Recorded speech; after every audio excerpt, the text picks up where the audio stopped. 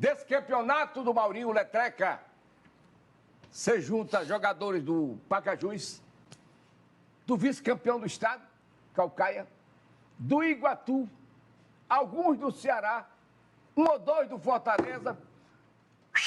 Bota aqui, ó. Faz uma fogueira. Pega o fósforo aqui do Tadeu, que é grande. Tem lenha? Tem lenha, bota lenha, bota querosene e toca fogo! Oh, como tem jogador ruim nesse... Ah, esqueci. Mauro Carmelo tá aí também. Mauro tá. É o primeiro. É o primeiro puxando. Bora, pessoal, bora, bora. Bora, Maurinho.